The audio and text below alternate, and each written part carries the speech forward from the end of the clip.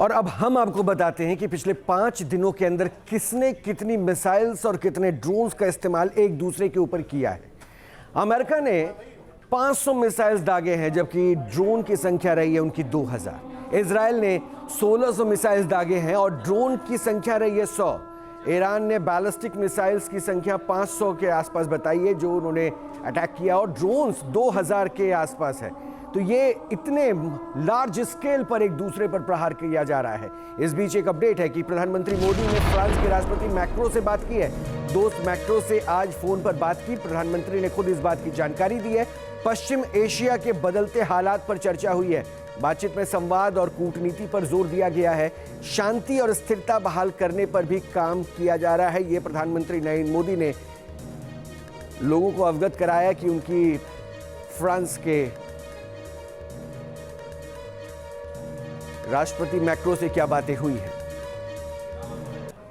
इस बीच एक और जानकारी, अमेरिका के निशाने पर ईरान का इमाम अली मिलिट्री बेस है। ईरान के सनंदाज में अमेरिकी सेना ने एयर स्ट्राइक किया है। ये एयर स्ट्राइक के बाद की तस्वीर है, किस तरह से ये मिलिट्री बेस पूरी तरीके से दहल उठा है।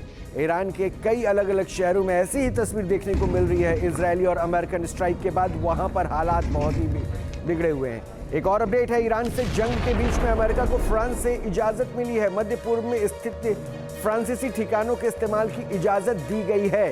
यूएस से अच्छे संबंधों के चलते फ्रांसीसी ठिकानों की इजाजत दी गई है। टेम्पररी तौर पर अमेरिका को फ्रांस ने इजाजत दी। हालांकि ये बहुत ज़रूरी भी था, क्योंकि इस बीच में खुद राष्ट्रपति ट्रंप ने, अमेरिकी राष्ट्रपति ट्रंप ने इस बात का जिक्र किया था कि ब्रिटेन के साथ अच्छे रिश्ते नहीं रहे, क्योंकि उन्होंने अपने ज़मीन का इस्तेमाल उनको नहीं करने दिया था। लेकिन फ्रांस ने स्पष्ट कर दिया है कि वो अपनी ज़मीन का इस्तेमाल अमेरिका को करने दे रहा है। और एक बड़ी खबर और बता दें कि जंग में पहली बार ईरान ने यूएसवी का इस्तेमाल किया। यूएसवी से कुवैत के तट पर तेल टैंकर्स पर हमला किया गया है। यूएसवी का पहली बार इस्तेमाल ईरान की तरफ से किया गया है और यूएसवी से कुवैत के तट पर तेल टैंकर पर हमला किया गया है।